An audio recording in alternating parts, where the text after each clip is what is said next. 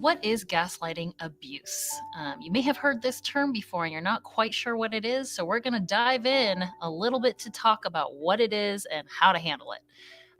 So, gaslighting, tactic, strategy, it's some kind of mechanism used by very often powerful people who are sometimes pretty manipulative to control others, to get others to question themselves and essentially anchor some kind of need of validation from the abuser. So when you think about like cult leaders, narcissists, dictators, these are often individuals that really successfully and effectively use gaslighting as a form of abuse on other people. Being the victim of gaslighting abuse is difficult, it's challenging, and sometimes you're not even aware that it's happening. So here's an analogy to help better explain this. Some of us have heard this analogy many times. When you think about putting a small creature into a pot of water and slowly bringing it up to a boil, oftentimes the creature has no idea what's happening to it because it's such a gradual movement of temperature. And finally, it's too late. It's very different than dropping a creature into a boiling pot of water where they instantly know that something bad is happening.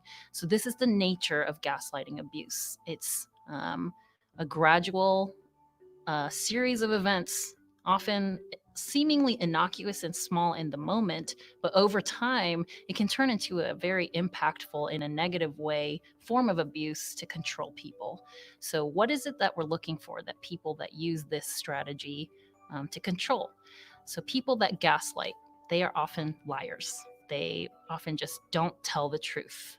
There's not much alignment between their actions and their words. So it's really important to be looking at their actions more so than their words, because they will tell you anything to control you, right? To make you feel good sometimes. So, for instance, you might notice that somebody that does this to you can often berate you or put you down, and then other times will use some kind of positive reinforcement like praise or even complimenting something that you've done. So, this can lead to a lot of confusion. This can lead to you just really seeking out that approval from this person more times than not because you've gotten it before in some strange way. Um, a big tip on that is looking at the thing that they're praising or complimenting you on. Oftentimes, it's something that has also benefited them. People that gaslight are typically not dumb individuals. In fact, a lot of times they're very intelligent, really smart, and that's how they're able to successfully control other people. So, something that you might notice an abuser doing is projecting. So, what is this concept of projecting? So, for an example, maybe somebody heavily uses substances, and you find that that person is often accusing other people of having a problem with substances. So, this is the idea of projecting. And it's very common for people that gaslight to project. They are doing something that's probably not the best for themselves or for other people, but they often accuse other people or blame other people of doing that very same thing. Um, Other things to be looking for are that they might try to make you feel like you're isolated. So either they're going to try to turn people in your life against you, or they're going to make you think that they have turned people in your life against you. So they might say that, you know, somebody important to you doesn't think that you'll ever amount to anything, or they're really pretty good at quickly identifying who's important in your life and what is important in your life and using that as some kind of ammunition to make you feel more isolated and alone. This is a tactic to make you think that you don't have anybody to turn to, that you have to second guess your own gut instincts and your feelings. Something else that people that gaslight will do is project. So, what is this idea of projecting? An example is perhaps an individual that heavily uses substance is often accusing and blaming other people in their life that they have a problem with substances. So, the general concept is somebody that's often attacking you for doing something, but they themselves do that very same thing all the time. Other things to remember are that people that gaslight, these abusers, are often pretty intelligent and smart, and this is how they are successfully able to control so many people. So they're pretty good at quickly identifying what and who is important to you, and they will use this to attack you. So, what I mean by that, they may say things about people that you care about that are simply not true. So they might say that your mom had told them in the past that she doesn't think that you're important, or that a teacher that you greatly admired had said that you will never amount to anything. So it's really important to remember something I said earlier, is that gaslight abusers lie. They lie to you, and a lot of the things that they say are simply not true. Another tactic and strategy is to turn people against you or make you think that they've turned people against you. So this is a lot of he said, she said. They might tell you things like people that you care about don't care about you. Isolating you, or at least making you feel like you're isolated, is a great way for someone to be able to control you, because you feel like you're alone, that you have to second guess yourself and who you can turn to or who you can trust.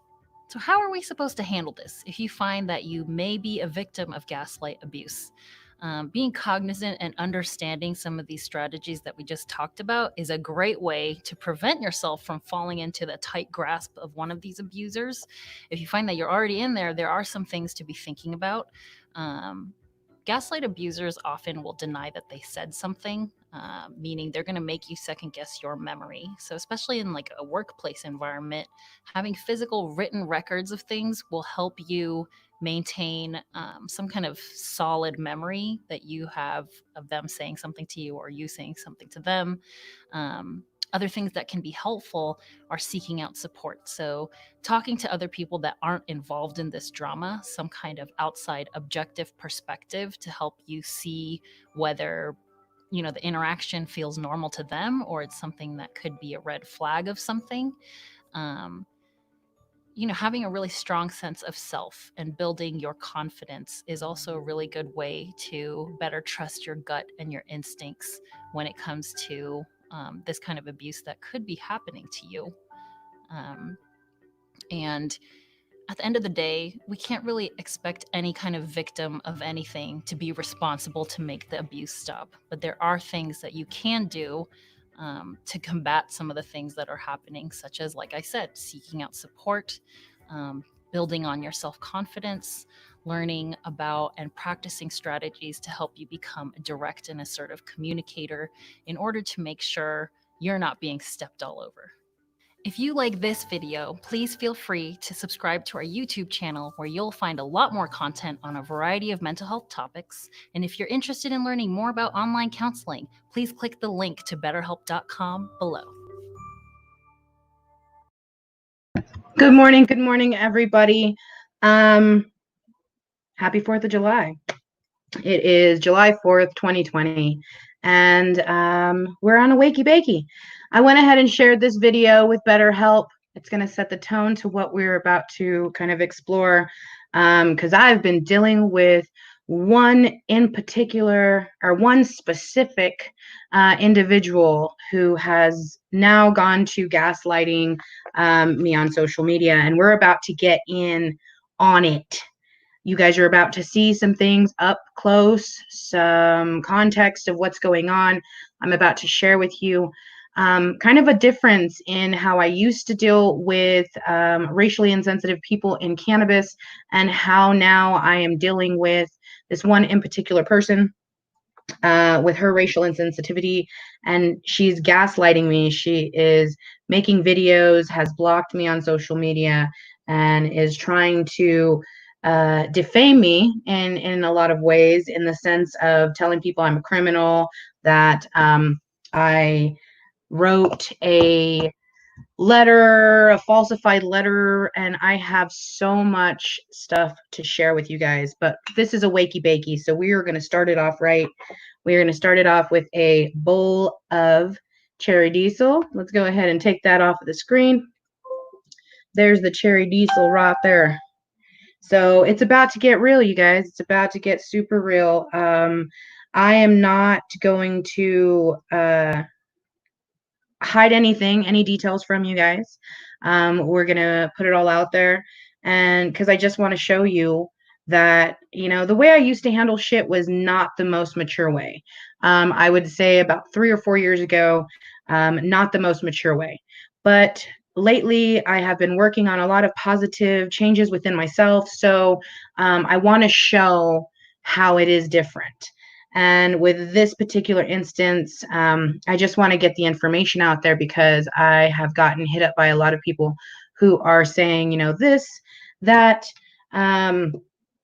she's saying this, she's putting that out. And just yesterday, she made a video about my organization, the Cannabis Diversity Council and Alliances, saying she's like the primary funder, and that's not true.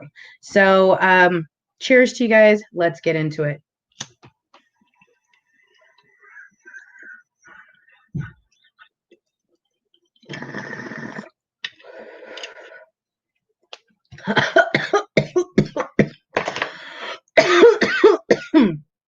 You don't get off until you cough, right? Okay, so here we go. In this particular case that I'm speaking of, I have a former colleague by the name of Jessica Arendt who has decided to go make these videos on social media and online about me, about what the situation is, talking about how I am misleading people. And here, I'm not going to say very much. I'm going to let you guys read the timeline. I'm going to let you see the screenshots. I'm going to let you determine what's going on. So here it goes. Let's start with this one. So this is the actual post that led to the beef between Jessica Arendt and I. Stacey Thompson, now I believe she goes by Stacey Grant, on Facebook, which was a mutual friend of ours, posted this. With this lockdown, maid services have stopped. I am the maid. My house is a mess. I didn't have a problem with the post itself. I have a problem with the direction it went. So in response to this post right here, this was the response from Jessica. And I'm actually going to make my image a little bit smaller so you guys can see this post. So this was her response. Her response was, "Where is Consuela?" Now, as you can tell, I marked that post as sad. I was upset because I felt that was very racially insensitive. It was very stereotype and like embracing stereotypes and showing stereotypes on individuals. And knowing, because she does have this connection, Jessica Arendt has this connection to the Latina community, to the Latin community, in a way of her parents had a nanny that raised her that was from El Salvador, I believe. And so she does have this love for the Latin culture. So I was severely disappointed when I saw this response. Where is Consuela? And then Stacey Thompson says she just stopped showing up. There's a lot of laughing faces on some of these. Shelby then responds, or Stacey puts a picture up of Sheldon from Big Bang Theory, and in a maid costume. Shelby goes, "She's out getting more lemon pledge," which is a reference to Family Guy, the maid in Family Guy, who always uses lemon pledge, which is also, again, perpetuating the stereotype. And Jessica's response was, "What a rude ish. Can I borrow her outfit?" The tone there was just, it's just kind of not acceptable. And so I put a sad face on there, but I wasn't the only one. There was someone else who responded to that as it being a very distasteful, reply. It's racially insensitive. So in response, here we go again. In response, Jessica replies to the dislikes of her comment. And she says, "For those of you indicating you're unhappy about this comment, don't jump to your conclusions.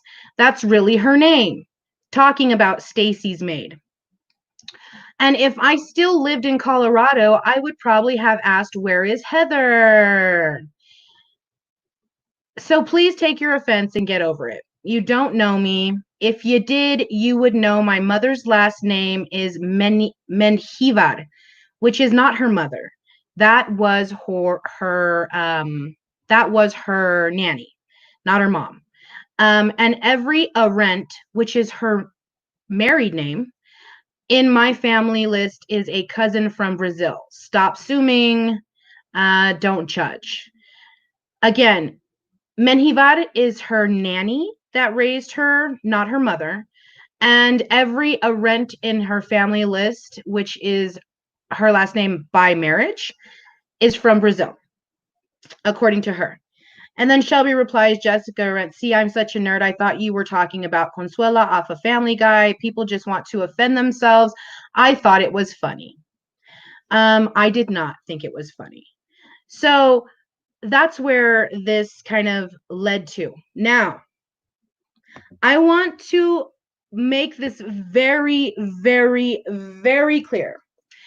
My initial reply to her whole spiel about if you are offended, then you can just get over it, blah, blah, blah, blah, blah.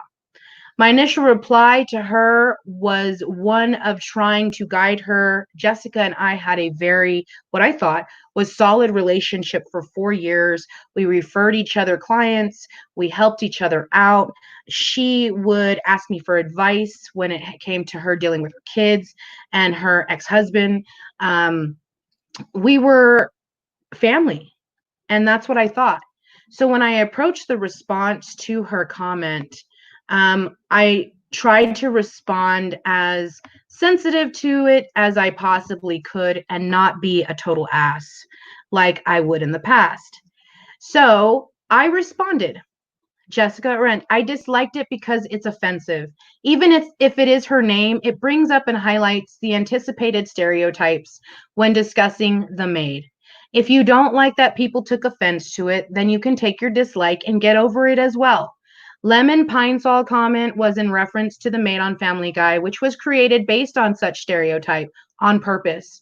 Your comment can be considered offensive to some and not to others potentially, but rightfully seen as such in both circumstances. So, didn't call her a racist, didn't call her any hurtful names, didn't call her anything like out of her name. I approached it with sensitivity. I approached it with love. I approached it with, just trying to guide her and give her an opportunity to learn that, kind of throwing that out there makes it very, very insensitive. And so I got a very shitty text message mere minutes after this whole thing. And she sends me a text message basically telling me that I publicly humiliated her by replying. Now, the first couple of, this is a text message, first couple of texts between her and I, she's asking me about, what the cost, what I would say she should charge for a infused cookie if she was going to make cookies and sell them. I don't know about legally or illegally, but I told her that was the kind of info that I gave her, advice I gave her. And then the 11:14 a.m., that was the day of this conversation on social media. She sends me, you should have shown me the respect to address your issue privately. You want to publicly humiliate me and mock me. Okay, done.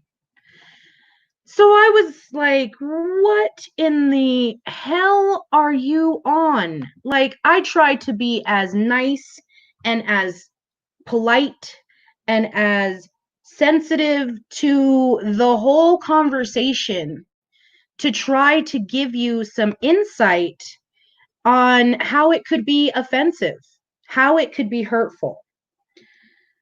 And so then after all of that, I'm like, what are you talking about?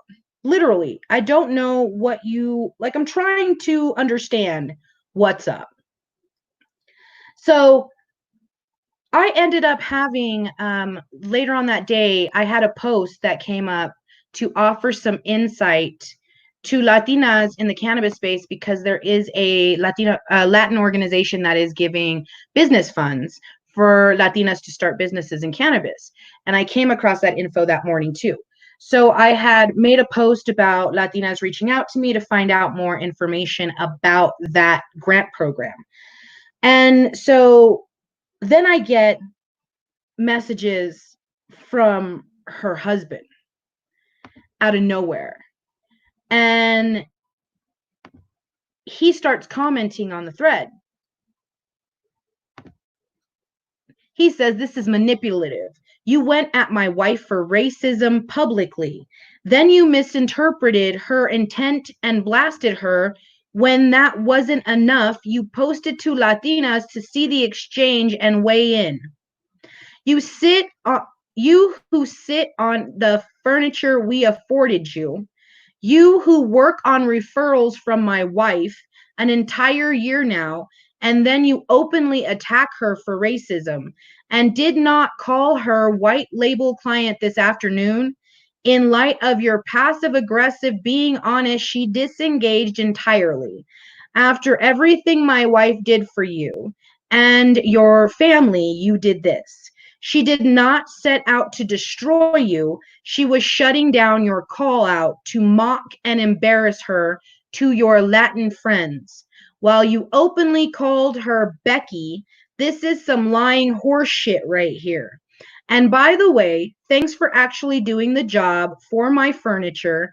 And can we talk about the condition you left my storage unit?" What? Literally, this was a comment in response to the thread.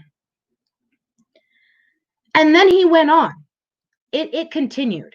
It didn't stop there. He wanted to make sure I knew that he was going to come after me. So he made more comments. "Dude, you're such a hypocrite. You play such a peaceful individual on bullshit videos behind closed doors. Are a two-faced manipulative bitch. Poor me, help me. We all know where you would be if it wasn't for Becky, from the cross-country trip to thousands of dollars in your pocket to a furnished apartment. Check your so-called values instead of being a taker in life. Why don't you try giving and shut your fucking mouth over so-called racism? Seems to me the racists in the world is the one who constantly promotes it. You such a two-faced chicken shit. You had call in your Latina friends." This is her husband sending me messages, making replies to the posts. And I'm tripping because I thought I was being nice. So I kept doing me. I didn't feed into the bullshit. I didn't engage. I blocked them. I'm like, don't call me, don't talk to me, leave me alone. Nothing to do with you. I did not do what you're saying, what you're claiming. I literally never called her a racist at all through that whole thing. So I tell him, my Latina post was about a grant program for cannabis. And if you don't believe me, here's the damn notification that I got from Facebook saying that a page I liked was changing to Latino investments. This was a cannabis Latino hub changed to Latino investments. That's what came across my page that made me reach out to Latinas on my actual page, my timeline. And so I was shocked. I'm like, you're really I would never. I was loyal and have been loyal for 4 years to this woman. Not to mention, she's done some pretty crazy shit in that 4 years, especially when coming to deal with her ex-husband. And so I'm like, what the hell are you talking about? Like, I don't get it. Didn't get it. So I blocked him. Was like, don't talk to me. Don't respond to me. Just leave me the hell alone. Well, it didn't stop there. She turns around and calls my client. And my client's telling her, like, what the hell's going on? She indirectly tells him that he needs to find somebody else to do his social media and that he could potentially hire her. Like, indirectly, basically, that's the intent, that's the feeling he got. So he hits me up and he tells me that she's calling him. And so I'm like, why are you calling my clients? Like, what the hell is wrong with you? I didn't do anything. I didn't call you a racist. I didn't publicly humiliate you. All I said is that it works two ways. If you don't like that we get offended because you're making comments about our culture, about our ethnicity, about our race, about our communities, if you get offended because we don't like the comments you're making when you're perpetuating stereotypes, then you can go and get over it too. It works both ways. You want us to get over our offense, but you need to get over your offense of our offense, because that's the way the cookie fucking crumbles. So it went on and it continues. This was back at the end of March. Okay. Then she goes on and she basically starts to email my client and I, and she wants to clarify her position in this beef, which I think she literally took a pee and turned it into this horrible attack of her playing victim, where there is no, like, she isn't a victim. She said some insensitive shit. My response was to give her an opportunity to be like, yo, I said some fucked up shit. Maybe I need to learn more about how I can be less insensitive.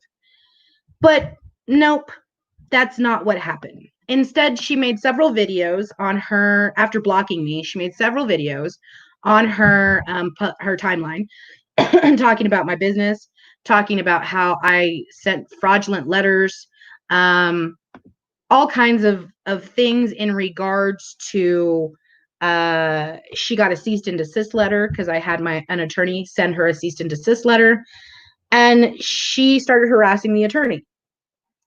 This is all shit that I've been getting from this woman. So after that, around April, I believe it was 16th, let's see, April 15th at 4:48 p.m., I get a voicemail. Here's how this is going to go. I had Abby in my office today, and I continue to promote you. What you have done to me and my life is heinous and about as low as you could possibly go. I've been on the phone with Benita, Amy Sharp, Hildebrand, Stacy. The list is long, Anna. And every single one of us won a class action lawsuit against you for your bullying, your character assassination, the defamation, and the absolute impact you have had on our businesses and our ability to make a living. You are not a victim. You are the victimizer. You are the bully. You're going to cease and desist right now, or I'm going to take this as far as I possibly can. Leave me alone. Stay out of my goddamn sandbox. What you have done in my family alone is despicable. I'm suicidal, Anna. You armed my children. Shame on you. Shame on you. I did nothing to warrant this from you. Nothing. I have been nothing but kind to you. Climb back under your motherfucking rock like the snake that you are and leave me alone. If I hear one more word, I'm going to pull the fucking trigger. And I called Craig Brand, and he's more than happy to take it. He's the meanest dog in the game. You can't afford to come up against us. And believe me, Anna, I can't afford to come up. 10 of us so far. 10. Knock it off. Grow the fuck up and grow some professional balls. So that's the voicemail I got on April 15th at 4:48 p.m. Now, first and foremost, I never once reached out to her kids until that voicemail. The one reason that I reached out to her kid was to ask what I should do because she said she's suicidal. And out of all the bullshit that she throws out, she out of all the crap that she talked in that voicemail, I didn't give a damn about anything but the fact that she's saying she's suicidal. So her son tells me she has a habit of doing this. She's very manipulative. But if you really are concerned, call her local PD and have them do a welfare check. So that's what I did. I had the Port Orange, Florida Police Department do a welfare check on her because she said she was suicidal. At 9:29 p.m., I get this voicemail on April 15th after the call to get a welfare check. You just filed a false police report. I just named you to the officers at my front door. You filed that false police report, little girl, in the middle of a major world and national crisis for people who need them. We are pressing charges. You're going to jail. If it takes every last breath.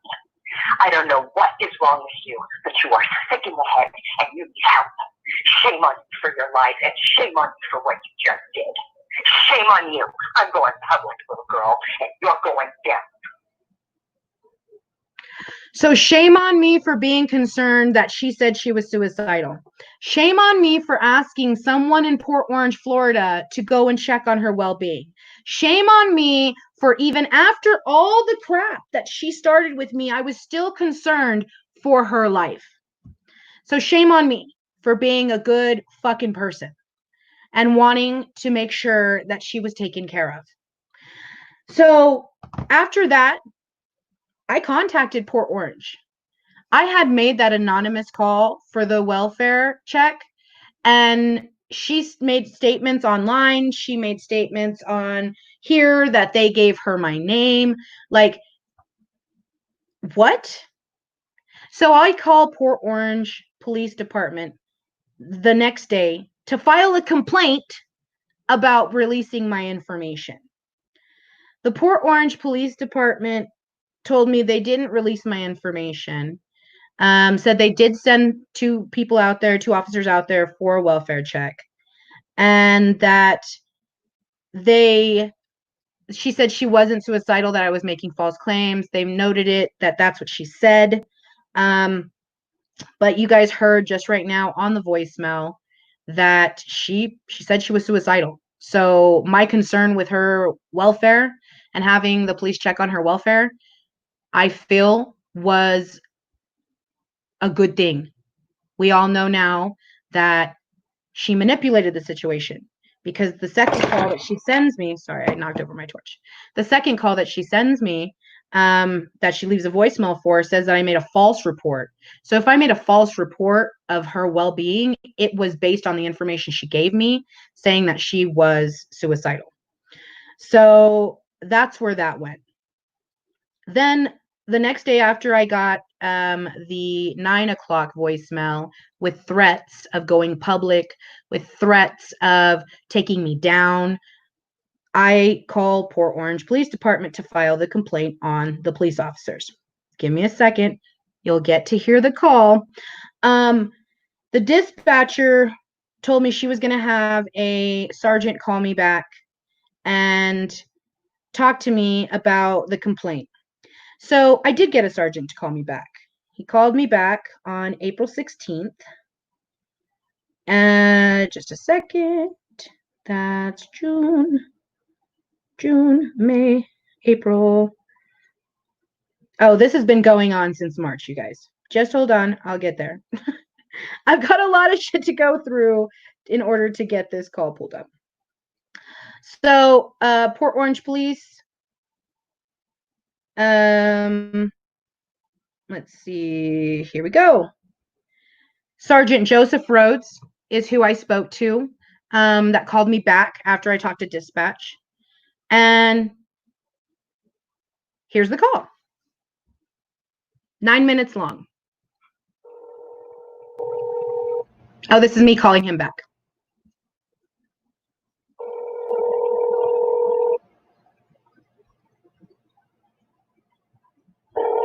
Told me that I would have to file with she's free of this and some mental instabilities.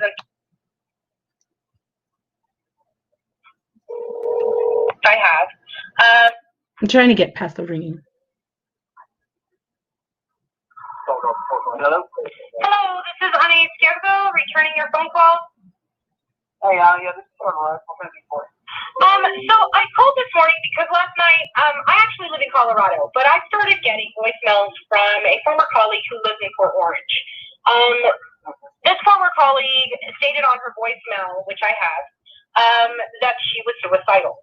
So I got concerned. I called her son. Her son told me to go ahead and call the local police, but she does have a history of this and some mental instabilities and stuff like that. So being a concerned individual, I called Fort Orange and let them know that I do have a voicemail where she's stating that she's suicidal, and I'm concerned for her well-being. I also let them know that her and I are not necessarily on the best of terms. That's why we're ex-colleagues. So I would like for my name, like she took my name, but to not be given to her because I didn't want to have any type of harassment. That's kind of what she does. Well, she went onto social media last night, and I get these screenshots sent to me where she's stating that the police officer did give her my name, and that the police officer made certain statements, and she's putting these in quotes. And then she calls me, and she calls me little girl, and she starts threatening me that she's going to go public, and I should have never used resources in a crisis. But I do have the voicemail where she's telling me that she's suicidal. So I was concerned. That's understandable. Yeah, so I get this voicemail from her that's pretty threatening, and then I get these emails. But my concern with when I called back this morning was that I had asked to remain anonymous so this wouldn't happen. And she's making claims that the police officer told her what my name was. So she knew it was me. I discussed with dispatch. She's like, well, maybe because she called you and left you that voicemail. I wasn't the only one she contacted yesterday and made those statements. That's one of the reasons why her son told me to go ahead and call. Her kids don't have anything to do with her because of this type of behavior. So I'm concerned, and I told the dispatcher it's not necessarily that I wanted to make a complaint because I don't have actual audio recording of him stating my name.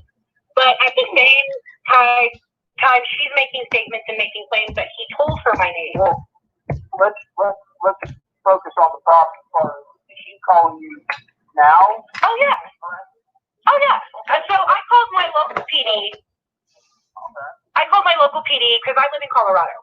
So the dispatcher told me that I would have to file with my local PD, and then my local PD would contact you guys. Because that's what the initial call this morning was for. Because I wanted to find out if I could file any type of harassment through her police department. So, or at least get her told, hey, you need to leave her alone. Yeah, well, that's what they should have told you in the first place. No, I don't know. I don't know what Colorado is going to do down here. Right. Well, I just followed what I was told and instructed. I asked for you to call me back because I don't necessarily want to make a complaint, but I think it needs to be addressed if my name was given. Okay. Yeah, I don't know how that's going to about, but like you said, I'm sure unless she's just an idiot, she can put two and two together and figure out who may have called. True. It's not rocket science to figure out who may have had, somebody to call in on that. So I don't know why she would say that, but I can tell you I'll send an officer over to her house right now and let her know that any further contact with you will be considered as harassment. And that, yes, in regards to as far as charges go, you would contact us and we would do a charge and affidavit through Fort Orange, not through Colorado, because the actual crime is being committed down here. Okay. So Colorado would. Only thing you would do for us is go down to your local PD and do a sworn affidavit for us, and have it notarized and then faxed to us or sent to us. Oh, okay. Yeah, well, that's what I assumed. I assume that's why I called in the first place, but I follow directions. Hey, that's most people can't do that. Not all that. I will tell you, I will send up. I actually have some fine officer that's working down there right now, and I will have him swing over there to Fleming Avenue and make contact with her and let her know to cease and desist, and that we've directed you to make sure that any further correspondence that she has to do to save it for us, because they will result in criminal charges if it continues. I appreciate that, because that's kind of what I started to do with an email, and I told her to cease and desist, and she responded, she's like, "You're laughable," and she's just being very insulting, and I have a business. So she's trying to affect my business, which I will take a different legal route to handle. Yeah. This lady used to be your business partner? She was my co-founder of a diversity council for social equity in cannabis here in Colorado. And she told me for years that she was Latina, so that she had a foot in the game, kind of, because of the diversity and inclusion and social equity. Come to find out, after I met her children, she's not any of that. She makes very racially insensitive comments on social media, so I couldn't have her involved with my organization. And so, yeah, that's kind of caused some bad blood with her. But we were civil. We still did business throughout the years, and she made a comment about maid services being halted for coronavirus, and that we're all missing our consuelas. And I was like, that's offensive, and she just flipped out on me. That's ridiculous. Yeah, it's funny. I've been doing this job for 23 years. And, it's funny that I go up to people and they're like, well, who called you? Told you that I was making these statements. And I told myself, well, so-and-so did. Oh, my God, I can't believe she did. I go, you know what? I said, I have so many close friends that I would lay down my life for, in a heartbeat. And I tell you, I said, if one of my friends was mad at me because I went and stopped them from hurting themselves and they don't want to talk to me, then I don't need to be friends with them, and I can kill them. Because you know what? I'm going to sleep like a baby at night knowing that I wasn't the guy, because this is the typical response that you get. I go to a house and there's a guy sitting there. So he goes on about his personal experiences, but he does send officers to notify her that it's going to be deemed harassment. Any more contact with me that she reaches out is going to be deemed harassment. That was on April 16th at 7:19 in the morning. So it didn't stop there, and it hasn't stopped. She went from that to having a third party call me and basically try to get me to send them my address because they wanted to offer me free stuff. So here's where the story gets hella tricky. hella just, what the hell is this woman doing? So on May, I think it was May, on May 4th, I get a call, random call, from a Orange, Florida phone number. They call me at 4:55 Mountain Standard Time, and I look at the phone number. It says Orange, Florida on the screen when it pops up. I'm hesitant to pick it up, but at the same time, I am in contact with Port Orange PD about the situation. So I didn't know who this might be. This is she. Hi, Anna.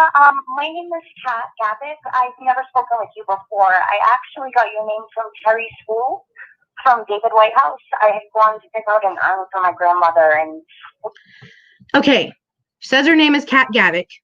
Says she got my name from Terry School with Davis Whitehall. Davis Whitehall is a former client of mine that I did a website project for, and have also talked to about social media, and was a referral from Jessica about 2 years ago.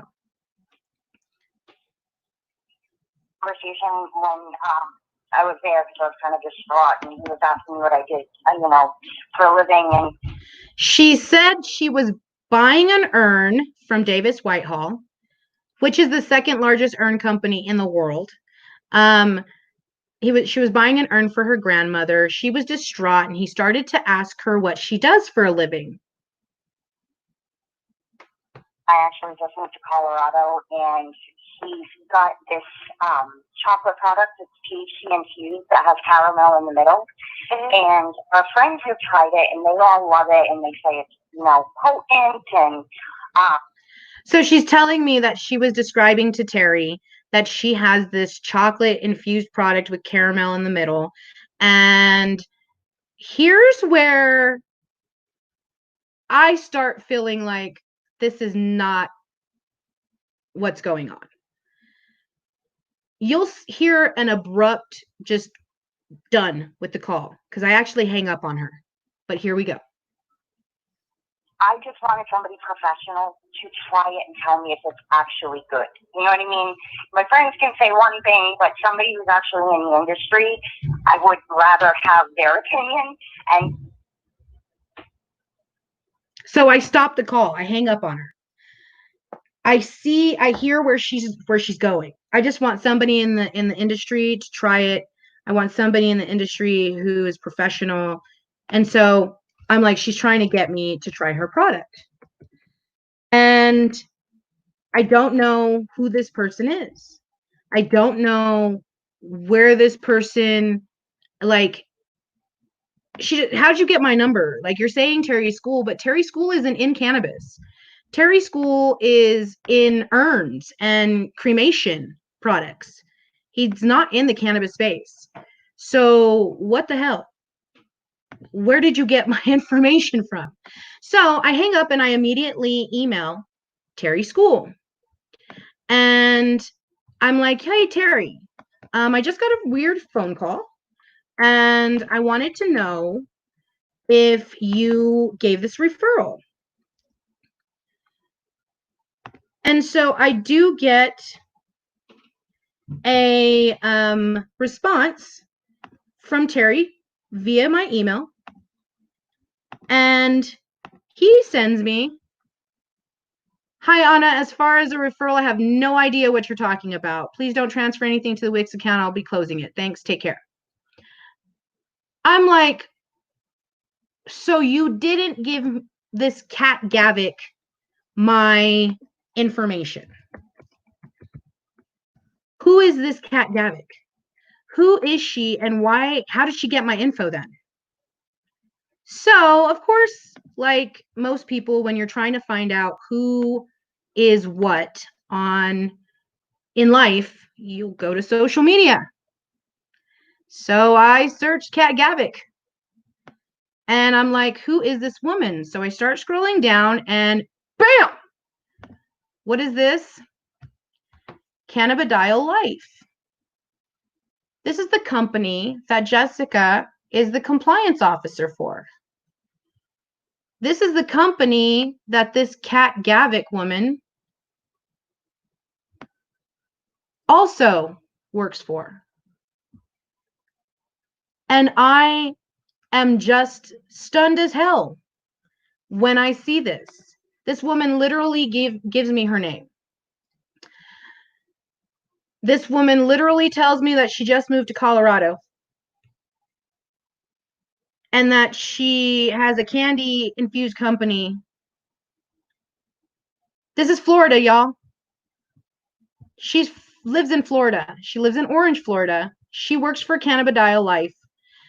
And there's the connection. Jessica had this woman call me and try to lie to me to try to get my information. That is scary shit. That is super, super scary. My children live in this home. My husband lives in this home. This is my family's home. Why are you trying to get my address? Why are you trying to find out where I live? So this is all like what I've been dealing with. Okay. So I respond to this woman, okay, via text. Don't call her back. I cut all communication as far as verbal communication to this Kat Gavick woman. And here is the text message that I initially send her. After we hang up, I tell her that I reached out to, I reached out to Terry School. So let me just go down. Here's the text messages. I'm going to go ahead and stop that. Here's the text messages, just so you guys can see. Okay. Sorry for the disconnected call. My phone died. I lied to her. She was lying to me. Please feel free to email me at my email and see how I can be of assistance. What did you say your name was? I emailed Terry's school and doesn't recall giving out my number. I recognize that your number comes from Florida. And after re-listening to your recorded call, I have to ask if you received my number from Jessica Arendt. Sorry, I was sorting dinner out with Sean. Hold on. And that is impossible. I just hung up with him. I'm sorry, I don't know a Jessica. We moved to Gunnison a few weeks ago, and I haven't switched all info yet. I apologize. Seems I've stepped into something I have no part in. This is disappointing and difficult. I will find someone else. Thank you for your time, Anna. Okay. Again, what did you say your name was? In the recording, it sounded like Tat Gavitt. Nothing to step in, just clearing details. I will follow up with Terry in the AM. Half right. My name is Kat. I really do appreciate your time, but it's very clear there is some drama there. Not sure someone Sean and I or myself want to get tangled with. I really do appreciate your time. Hope you get that sorted.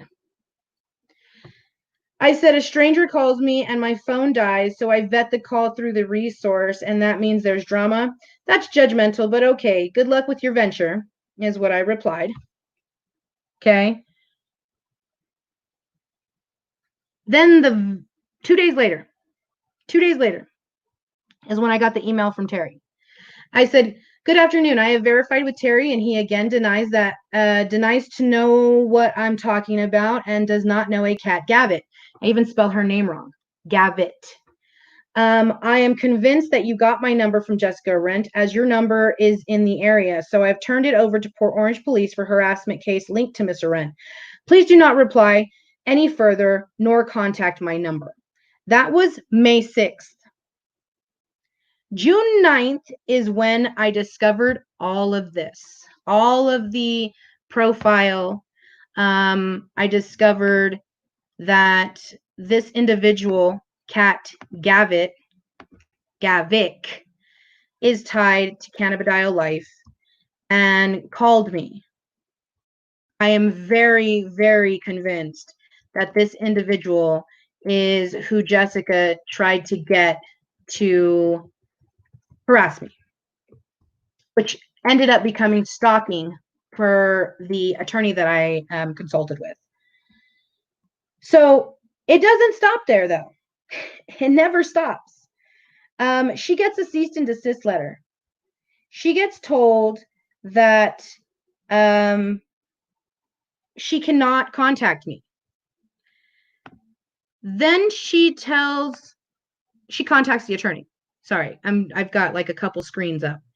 So she contacts the attorney and tells the attorney she thinks that I created this letter that she got sent, the cease and desist letter that she got sent.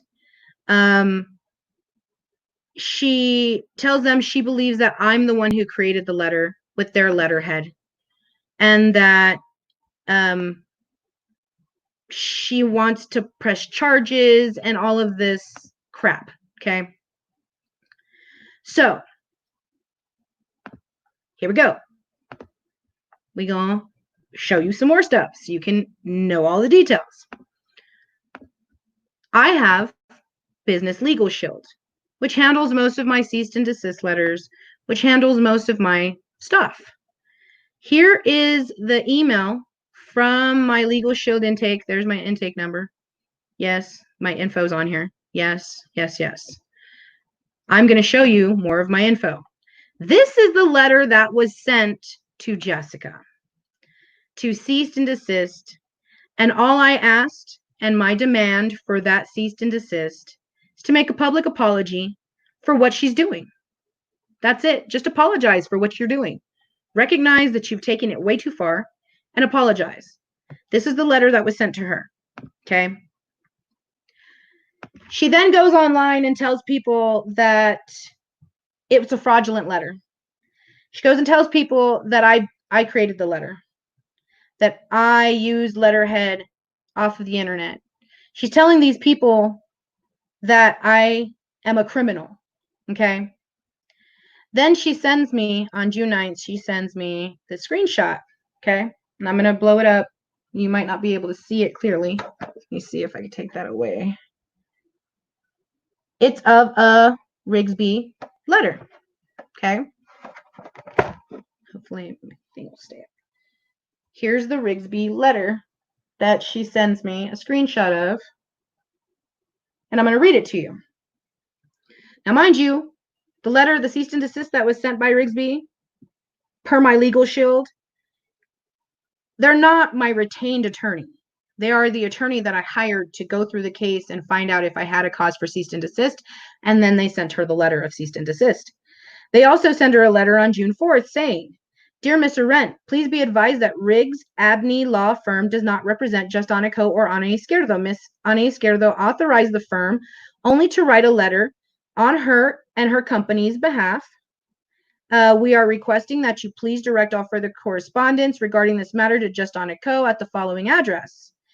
And that's all she sends me on June 9th. Okay. So my response to her was, any and all communication in relation to the cease and desist that was provided to you via mail is to be provided via mail at the address listed. As stated, I hired a firm to write the letter on behalf and will be retained if harassment defamation continues. Please do not contact me via other channels. That's what I sent her on June 9th. Yesterday, I got that. Or day before yesterday, I get this. Another screenshot from her and an accusation. Make no mistake, jail is in your very, very near future. Here is her screenshot, and I will read it. I will read it to you guys. Okay. Let's be open. Stating I miss my housekeeper named Consuela because of COVID isn't racial. I thought the maid was Stacy's maid, not hers. I thought hers was named Heather. In fact, it's a fact. Okay.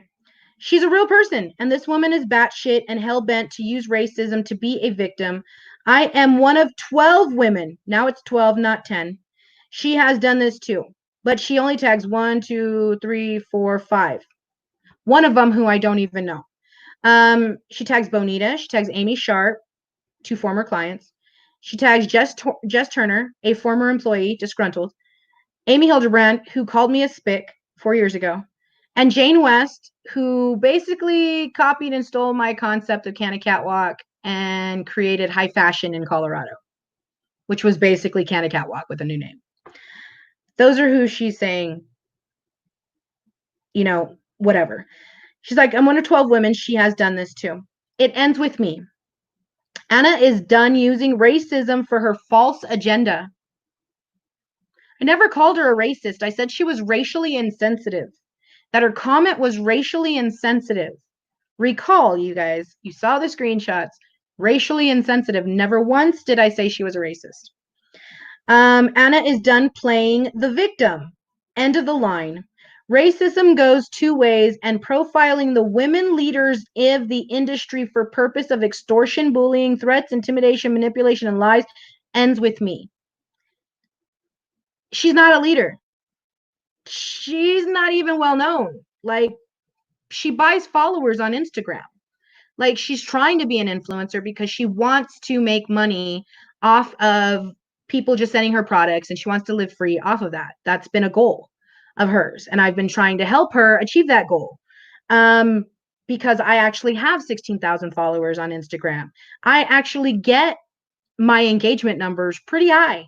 So, and I get sent free products all the time. Like, literally CBD products. I don't buy this. I was homeless when I was getting this stuff sent to me. So, and then she says, Lies ends with me. Anna will never again do this to anyone else if I have anything to do with it. So I'm like, this was just Thursday. Like, it has not stopped. It has continued and continued and continued. So now Arvada PD, Jeffco PD, Port Orange PD are all involved. And now she makes a video just yesterday and says that, you know, they're coming after me. I'm going to jail. All of these accusations, I'm a criminal. She has all these people on her side. And I'm like, okay, whatever. I have emails, letters, screenshots, videos. I have the videos. She put up a video, and then a whole bunch of people commented on that video about how she was wrong, and they had seen the original post, and she took that video down, waited till the next day, and put a same identical video up. Then she goes and she creates another video yesterday, talks about how you know, I've done this and I've done that. I don't know exactly what the hell she's up to. But the fact that she's using her coworkers to stalk me, she is using just manipulation tactics on social media and gaslighting for people to think that I'm a bad person, think that I'm a criminal. By the way, just a second, I forgot. She's making claims that I designed that email, that cease and desist with the Rigsby. She's making claims that I did that to her, that it was fraudulent. And so I want to show you guys, or let you listen to a couple of other things.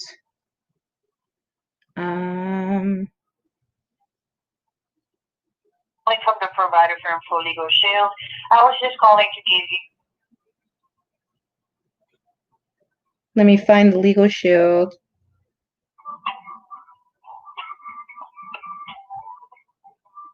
From her, you don't represent me. Here we go.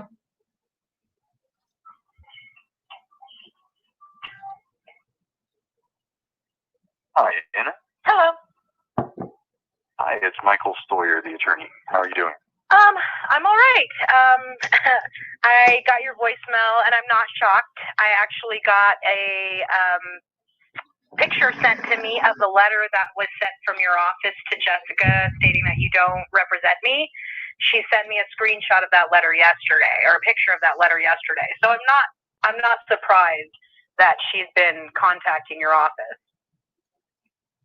Yeah, it's well, that is something that we send out sometimes to try and notify her that we can't really talk to her about the case because of attorney-client privilege in a sense. Right. She's been contacting us, though, alleging that they're forgeries, which I'm not sure where she gets that idea from. I think she just doesn't like the contents of the original letter that she received. But regardless of that, I just want to give you an update on our end that we have received further email from her. It's not really, she's just asking for us to respond to her about these allegations of being a forgery. We have talked with her and told her that we're a legitimate firm and sort of confirmed that. Mm-hmm. But, you know, we aren't going to talk with her about your case or any further, any of the file information, just because of attorney-client privilege. And really, there's not any reason to talk with her further, in my opinion. Right. Manzanita, poquito, no mucho. We sort of told her what the Pero yo entiendo más.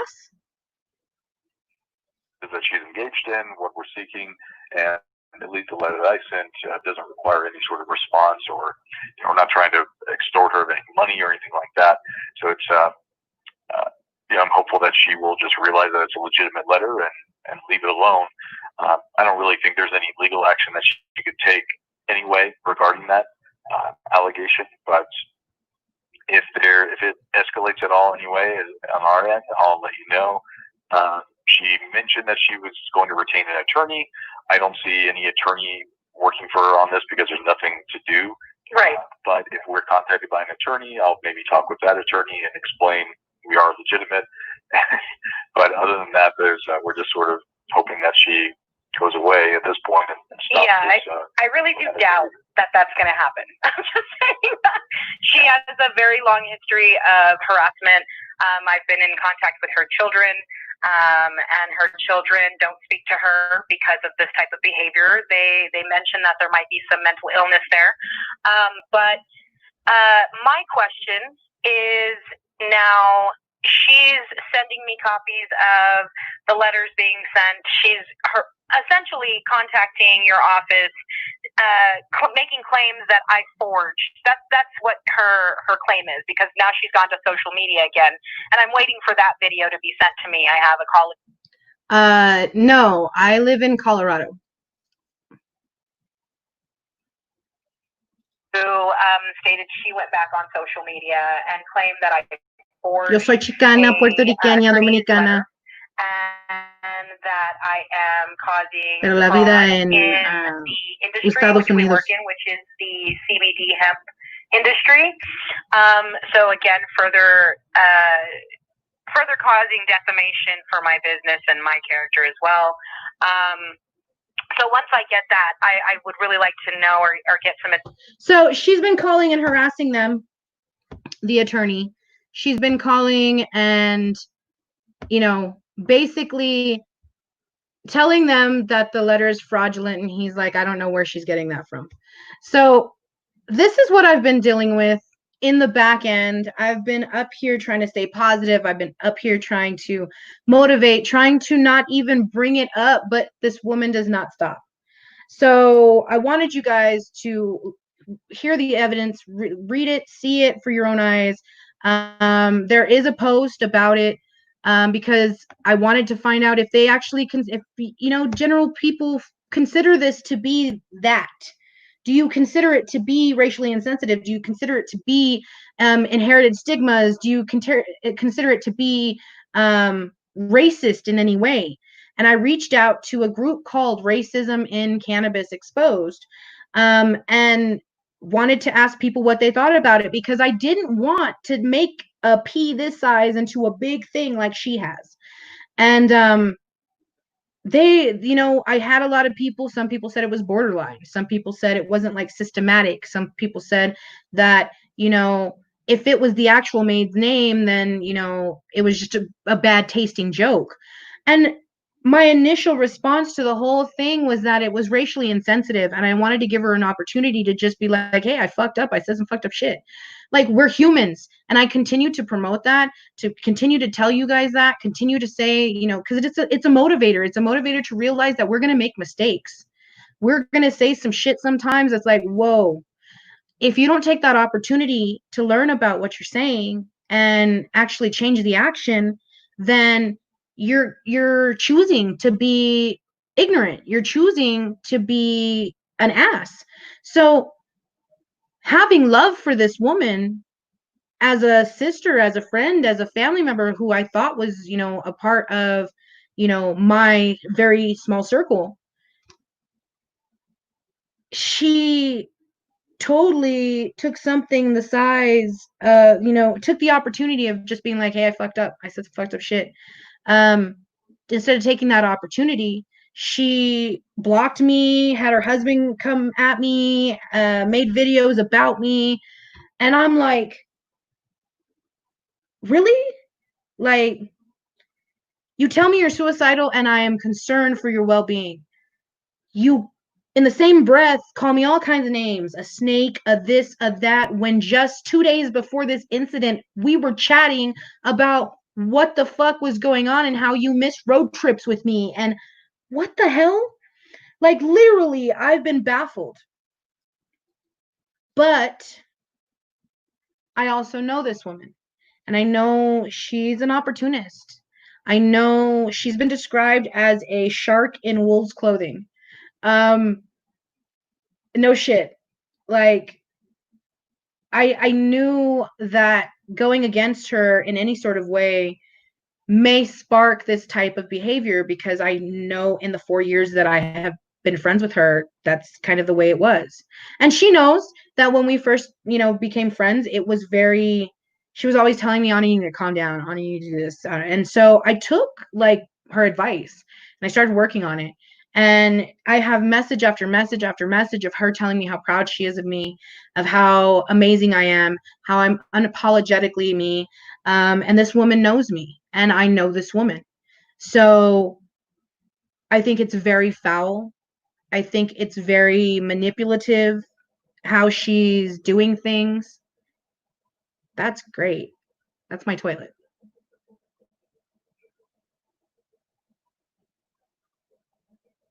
That has been happening a lot lately. Sorry. Like, I think it's very, like, I feel it's fucked up. Like, she's betrayed me a lot in these last few months. She's gone out and reached out to other women who I may have had past beef with, or I might have had some tension with, or were former clients that didn't pay me. She's reaching out to them to try to come to her side. So she's stirring the pot even more. And now it's become a legal issue. Now it's become a criminal, investigation. Like, this is crazy. And it's 2 states she's committing crimes in. And I'm like, how are you online talking about me being a criminal when in this situation I thought I was doing the right thing, and I was trying to stay positive with my response, I was trying to be very polite, very respectful. And even with me saying, well, if that's how you feel about us taking our offense, you can also take your offense and do that. Like, I didn't go, hey bitch, you came across fucked up, like you said some fucked up shit. Like, that's how I would have reacted 4 years ago. I didn't pop off with like some intimidation gangsta shit. No, not at all. I was like, yo, it's offensive. Just change your path. Try to do something better. Be better. Do something better. This is how it's offensive. And it's literally a crumb of this is what we were facing, and now we're facing the whole fucking enchilada. And I'm just like, it's gotten very skewed. There's a lot of people going on her posts who are her friends, and I totally understand that's what's going to happen. You have your friends that are going to go online and they're going to be like, yo, I have your back. So yeah, you're my friend. I don't know who this chick is, so I'm going to take your side. And I just want both sides to be there. That's why I showed you what I said. That's why I showed you what she said. That's why I showed you, or I let you hear the phone calls. I'm being as transparent as possible. And when it came down to the initial post that started the whole thing, the straw that broke the camel's back, in no way, shape, or form did I have any issues with enchilada. I didn't have any issues with the initial post, even though that person and I also had previous, instances where she had said some racially insensitive shit too. And I'm sorry, if you say some racially insensitive shit and someone calls you out on it and they tell you, yo, you're being racially insensitive or you're being offensive, like, take that opportunity, seize the day to take that opportunity and change the way you react to it. I've learned this. I used to be quick to react and I would gangsta on that shit. I don't give a fuck what anybody says. I would have fucking throw down, man, female, whatever. And I've been working on it. And I know now that I have to take those opportunities when people say, hey, Anna, you're doing this and it's kind of this way. I could be like, okay, I can see that. Well, maybe if I do it this way, you can understand that my intent wasn't the negative. It's about growth. And that's what I thought I was providing by telling her, straight up, this is not about you know, being right or wrong. This isn't about any of that. This is about the fact that your reply perpetuates a stereotype, which is offensive. You know, not all Latinas are maids. So if somebody has a post about maid service and your automatic response is, "Where's Consuela?" I'm going to be like, yo, that's kind of offensive. Maybe you should check, you know, check the way you kind of display shit if that wasn't your intention. We always have to check ourselves, and we always have to remember that checking ourselves gives us opportunities of growth. So not to be defensive, like I was defensive in life. So that's what, you know, I've been on this shit for like almost an hour and a half, you guys, kind of going through this whole thing, what I've been dealing with, how she's trying to claim that I'm fraudulent, but you guys heard the calls with the attorney, you saw the emails from the attorney. Like, I opened up transparency completely. And again, this is a woman that I had love for. This is a woman that I had a friendship with for 4 years in this industry, trying to navigate and find out what our paths were.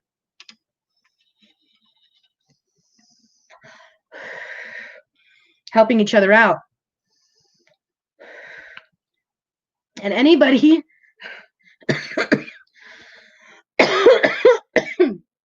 anybody who has ever worked with me in any type of organization, project, business, anything like that, that has actually worked with me, I've never had a complaint about my work.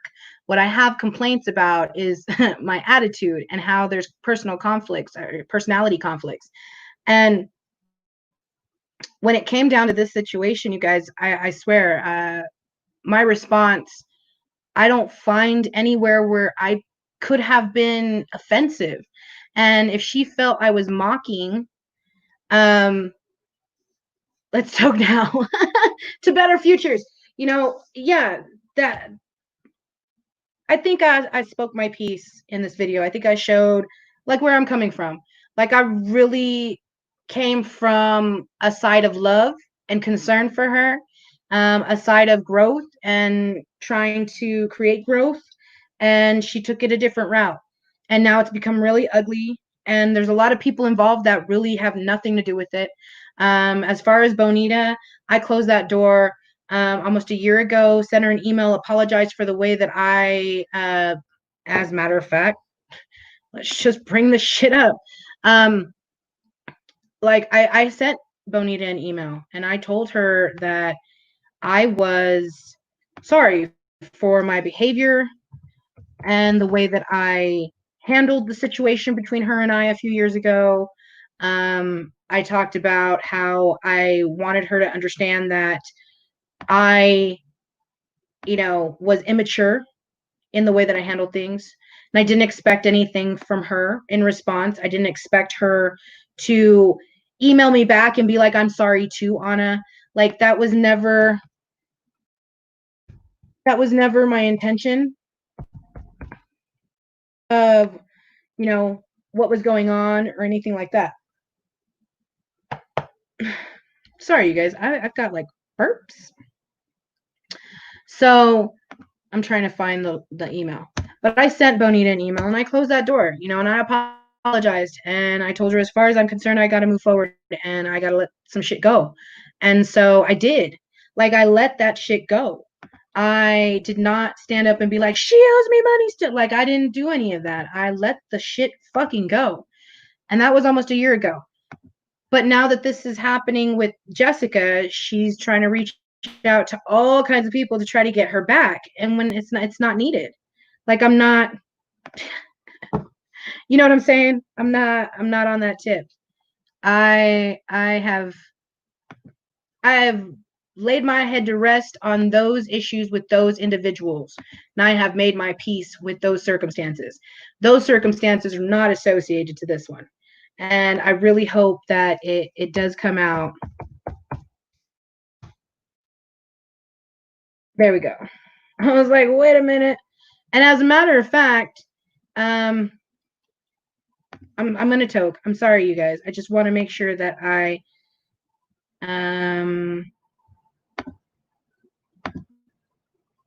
so there's my email to Bo, October 21st. almost a year ago. I said my piece. I said, what's up? I even shared it with Jessica. She said she was so proud of me. Bonita's response, thank you for the apology. I hope you are healing and I wish you the best. That's what I closed it, dude. Thank you and take care. And then in January, I sent her an email because a memory came up. And this makes me a little emotional, though. I said, this came across my wall memories. I shed a tear, I must admit. I do miss our friendship. I hope you're well, Bo. Take care. And let me tell you why. I used to talk to this woman every day, hours a day. We built something that would have been amazing. And it was just her and I in the back end of things, like talking about policies, procedures, protocol. It was just her and I. And that friendship was more of a like motherly daughter, mentor, mentee friendship. And when that shit went down with her and I, it broke my heart and I didn't have the tools to cope with it. So it made it very hard. And I felt like my own mother was attacking me. So I just attacked back. I didn't think about it. I just raged out and attacked back. And so I admit, though, like I know in this process of growth that I've been going on, in this process of positivity, like I know I fucked up, and I presented my side of it in a very immature way, and I had to admit that, and I had to apologize, and I had to close that door if that's what she wanted. I was open to talking, potentially building and growing past it. But if she didn't want any contact, then that was it. And I think she chose no contact. So I closed that door. I was okay with it. And to have it be reopened by somebody who I also felt was family, like I feel very tattered. So yeah, here's to Independence Day. Like this is my release of this situation and my closure, because I know this woman, like, she's stuck in her ways. Like, she's not going to change. So Jessica's not going to change. She's not going to realize that in no way, shape, or form did I present any type of ill will towards her. I just wanted her to seize the opportunity to change the insensitive dialogue she was engaged in. Cheers.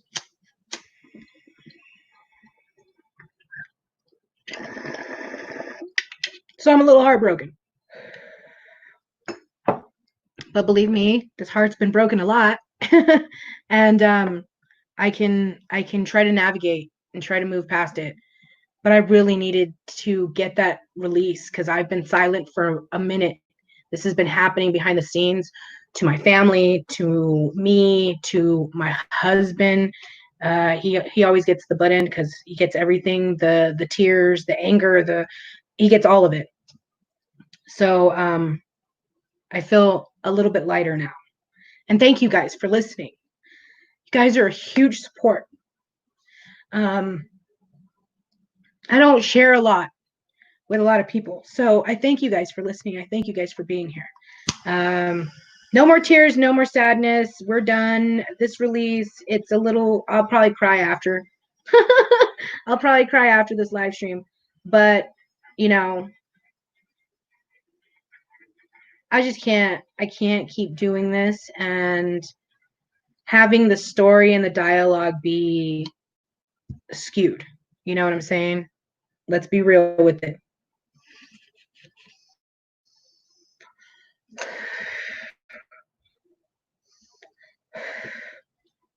I've got some mental health shit too. I used to get angry at the world for just allowing the sun to shine. Like, I get it. But, you know, we got to take steps for growth. So that's what I'm up to. And that's what's up. Happy 4th of July, you guys. Today is Independence Day. Today is the release day. Today is also a day to support BLM. There is a movement going on. Don't know if it's actually started by BLM, but it is a blackout day where you wear completely black. I know it's hot out there, but it's to support and take a solidarity stand for BLM. So I know a lot of people are out there dressed in all black today. Thank you, Monica. Thank you. Thank you. Ah, no. Okay. It's a fart noise. Got to make you smile. Like, no more freaking sadness. I just want to be released, and that's my release. This video is my release. It's getting streamed on 4 Facebook pages. It's getting streamed on YouTube Live, and when I'm done here, I will download it, and it'll be available on YouTube. You guys go and subscribe to my YouTube. There's gonna be a lot of stuff. This stuff is really starting to like stir the motivation that I want to put out. Those little like quips that you need that boost you during the day. That's what my motivation channel is about. It's about being able to have that like little 2-minute clip of somebody going, hey, you know what? Sometimes your kids make you want to fucking strangle them. That's the fucking truth. Sometimes your kids drive you to the edge where you're just like, ah. But it's okay to just, it's okay to think that, just don't do it. Like, that's where you cross the line. Like those little quips where you're like, fuck, my memory is going south because I smoke a lot of weed. That's okay. It's temporary. It's not permanent. Those kind of things just get you through the day. So that I want it to be funny and I want it to be laughable. And sometimes it's not going to be like, it's going to be satire. I like being comical. That's my thing. And I've been so serious for so long that I think people forget that a bitch likes to make people laugh. And people who kick it with me offline actually get to see that. I like to make people laugh. So yay! We've got some stuff coming up. Women's show, guests, all that stuff. Good times. Thanks for smoking with me. Thanks for staying in tune for an hour and a half with me on this Wakey Bakey and listening to my side. And I love you guys. Thanks so much for joining me. I think I should have like a little podcast thing where I can like push a button and like a theme song comes on. I'm like, till next time, you guys, stay tote. I don't know, something clever. I love you guys. Thanks for joining me and have a great 4th of July. Enjoy some fireworks. Enjoy some time with your loved ones and stay crazy. Peace, you guys. One love. I'm out. Bye.